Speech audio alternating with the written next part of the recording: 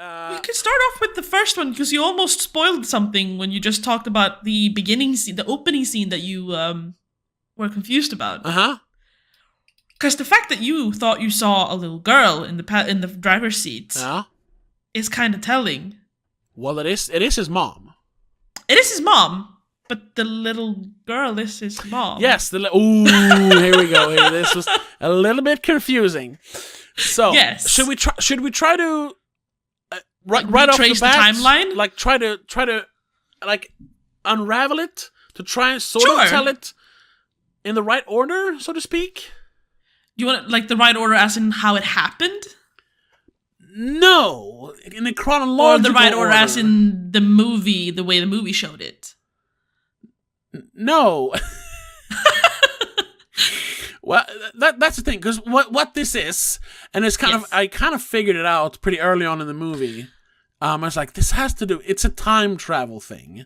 Yes. There is a time anomaly going on in the middle of Caddo Lake. When the tide is low.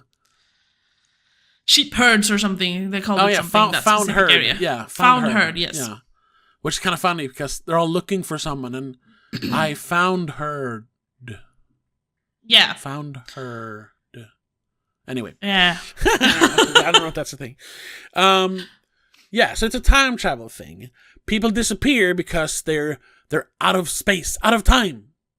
Space. They walk into this anomaly and don't know themselves what happens, and they can't really explain it, you know? Yeah, they pop out in and out of the year. Or sometimes it's just a few days. That's a confusing thing. It's never established like how that is decided, I guess. Yeah, which I mean, that's the whole thing. It's just an anomaly. You could pop out anywhere. But at one point, Dylan O'Brien even says, like, I can go back. But yeah, you can, but you'll never be able to control it. It seems like you can if you go in the right direction, though. Yes, if you go back to where you walked into the time anomaly, you're spit out in your time again, so to speak. So it's like if you just go like a few degrees to the left, you're gonna end up somewhere else. It might be like a wheel, you know. Every piece of cake is another year or something. Yes, that's what I feel too. Like you have a circle, and yeah, if you enter at the bottom, you enter from 2022. It takes place in 2022. Yeah. And if you walk straight in and then straight out, you come out in 2022 again. But if you walk straight in and then go out to the left, you end up in 2005. Or if you go to the right, you end up in the 50s. Yeah, and I'm guessing there's so many degrees. I mean, there's 360 degrees. You can end up in 360 different years, maybe, or whatever, you know. Or something like that. Or it depends on who you are, and there is a connection to these specific people. Somehow. Might be too. And you only get spat out in specific years because it has significance. Significance? Is that the word? Yes. Yes.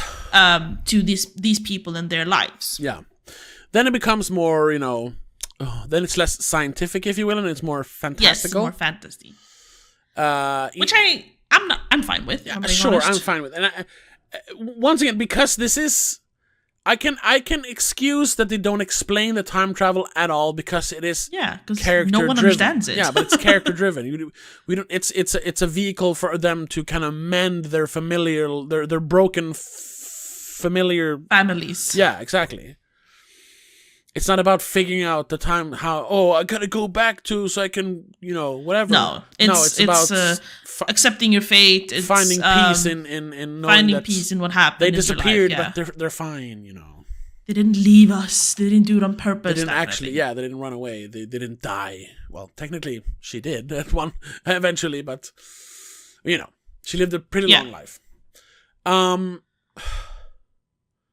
But when they start running back and forth through time, trying to like, I think I can figure it out, and they start being spat out in very different times, and at that point they haven't explained yet that we're watching the movie from two different times from the very beginning. Yeah, we don't get to see anything that kind of hints at that even. No. Yeah, there's no technology that gives it away, or like we see smartphones in Ellie's and Anna's time, but we never see Dylan O'Brien or Paris use a phone. The closest we get is his dad watches a TV, and it's an old TV. But I mean, but like he's an old guy in the swamps. He might not have the latest TV. He can use an old TV. Yeah, exactly. Yeah. So that way, they masked it pretty well. But like I said, there was pretty early on. Not that I figured out that they were in different timelines. That came a little bit later. But the moment when he first discovers the time anomaly, when he's following his job is to they're working with pipes or something. There's a faulty pipe and they're following it. Like, this pipe shouldn't be here. No, I think they're salvaging metal and stuff. Maybe, that might be true. Yeah, and like demolishing, I guess, to clean it up. Right. When he's following the pipe from the boat, he jumps out of the boat and it's like, I'll follow on foot. And the guy's I'll drive around and we'll meet on the other side. When he walks into the time anomaly, he starts hearing it's weird here. And then he steps out.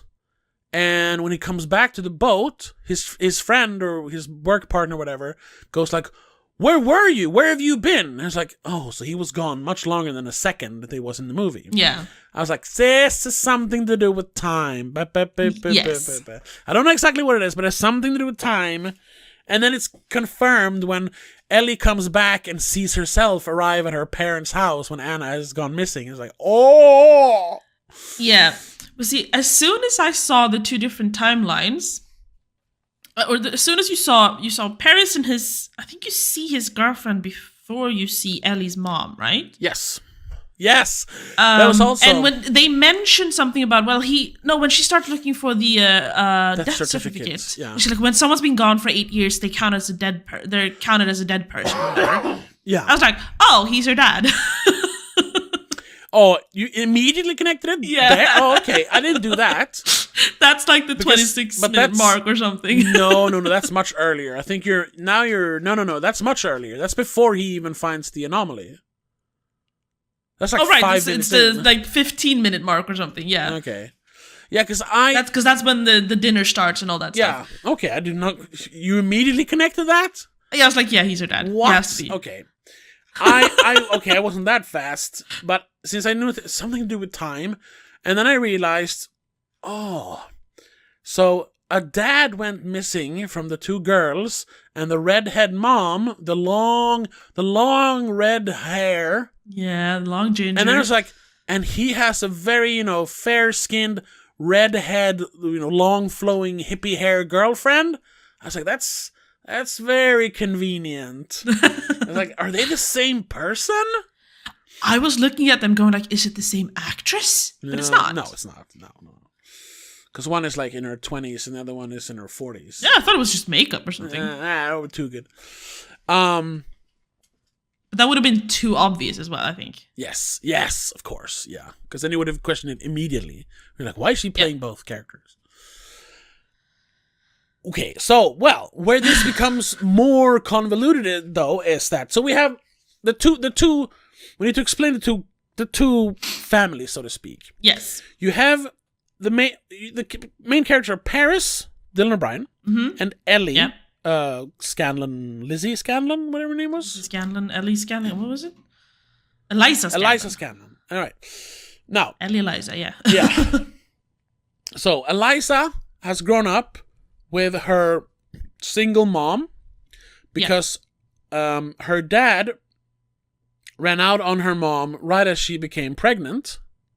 Yeah. And then I think before she managed to tell him even. Yes. And at one point, a couple of years later, she thinks she meets up with the woman who he ran off with. And, they kind of have a tussle in the parking lot. Scuffle. Yeah. And he says, like, tell him he has a baby. Tell her he's a father, Yeah. But yeah, she grows up as a single mom. Eventually meets someone else, a little bit of an older guy. Has a child with him called Anna. Yeah. Well, no. Anna's not her daughter. Anna's his daughter. Oh, okay. From a previous relationship. Yes, okay. from a previous relationship. Fair enough. But yeah, I think, because she obviously, they mentioned she has struggled some with alcoholism. And I think now that she's with this new family, They still talk about... She's doing better. Yeah, but she's still drinking, though. She's like, God, how many beers you had today, Mom? When she runs off in the beginning. Yeah, but I think she's managing it lash better. out. Yeah. So, yeah, these two girls, though, have a pretty strong bond. Since they both miss their respective parent that is gone from the relationship. Found family kind of thing. Yeah, exactly. So, and this is... the little girl is called Anna. What, she's like 8, 9? 8. Yeah, 8. One day, Anna disappears. Right after a big fight that Ellie and her mom, Celeste, had. Mm-hmm. Which they have like every month, basically. Apparently. Yeah. So she disappears and everyone has to start looking for her, but they can't find her. They eventually find her boat. But that's it. Yeah. At the same time, so to speak, you have Paris, who when he was younger, like a few years before the movie starts, he's in a car accident with his mom. She has a seizure, which she has not very often, but she has like a few times a year maybe she has a seizure. Or not even that, sometimes. Not even that. Sometimes it's been years between. She drives off a bridge. They land in Caddo Lake. Yeah. He manages to get out, but she's stuck. And he can't get her loose, so he has to swim out. And he is having, survivor's guilt from that. Yes. So he's kind of distanced himself from his dad and pretty much everyone, He gave up on the relationship he had with this girl, the redhead girl, which they don't mention her name at the beginning. No. And they even had they were starting to build a house and everything, but it never, it kind of stopped. He's in Arrested Development because he can't get over the death of his mom. And he feels kind of responsible because he couldn't save her. Yeah. But yeah, then he discovers this weird thing out in the lake when he's following the pipe during work.